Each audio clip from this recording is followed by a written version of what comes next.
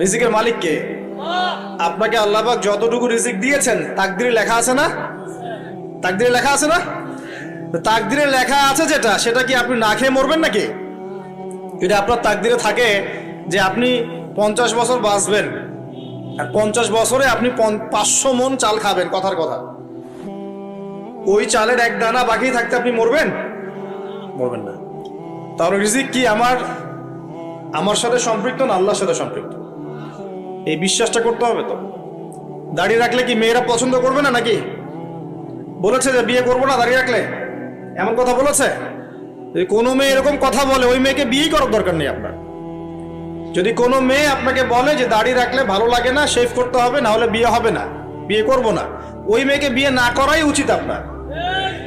ওর তো মানে আপনাকে বিয়ে করার যোগ্যতাই হয়নি, ওর তো যোগ্যতাই হয়নি আপনাকে বিয়ে করার। সে তো দাড়ি নিয়ে প্রশ্ন তুলছে।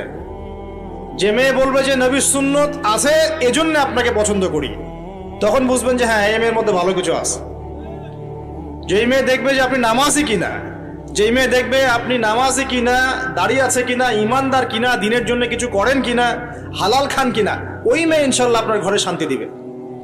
আর যেই মেয়ে আপনাকে দেখবে আপনার কত বড় সম্পত্তি, কতটা বড় জমি, কত বড় চাকরি, সুদ খান কিনা ওর কোনো আসে যায় না, টাকা হইলেই হইল, এগুলোকে ঘরে ঢুকালে অশান্তি আর অশান্তি। কি চাচ্ছেন, শান্তি না অশান্তি? নবী সাল্লাল্লাহু আলাইহি ওয়াসাল্লাম বলেছেন, দিনদারিতা দেখে মেয়েদেরকে বিয়ে করো। কি দেখে? একই বিষয় ছেলেদের জন্য মেয়েদের জন্য সেম। ছেলে দেখতে হবে দিনদার কিনা, মেয়ে দেখতে হবে দিনদার কিনা, পর্দা করে কিনা, দিনদারিতা আছে কিনা।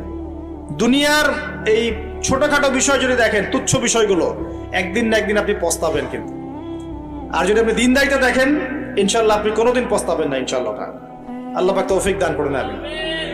এটা একটা বড় সিদ্ধান্ত জীবনের। এই সিদ্ধান্তে যদি ভুল করে ফেলেন, সারা জীবন পস্তাতে হবে। অতএব এখানে বেশি আবেগে ফ্যান্টাসিতে ভুগবেন না।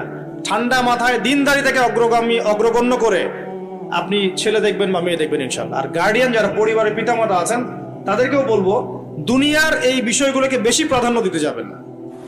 কত বড় চাকরি করে, কত বড় জমির মালিক, কত বেশি টাকা, এগুলো পরের বিষয়। আগের বিষয় হচ্ছে আপনার ওই জামাই দিনদার কিনা, আগের বিষয় হচ্ছে তার মধ্যে ইসলাম আছে কিনা, শুরুর বিষয় হচ্ছে আপনার ওই মেয়ের মধ্যে দিনদারিতা আছে কিনা। এটা নসিহত করে গেলাম। যদি আপনি বুদ্ধিমান হন, তাহলে আমার নসিহত গ্রহণ করবেন, না হলে কিন্তু সারা জীবন পস্তাতে হবে। যারা বেদিন জামাই বিয়ে করেছে আর বেদিন মেয়ে বিয়ে করেছে, তারা বুঝবে যে আমার কথার মর্ম কতটুকু। তারা এখন ইচ্ছা করেও লাইনে আনতে পারছে না। পারছেন? ওই যে বলছে বিয়ের পরে ঠিক হয়ে যাবে।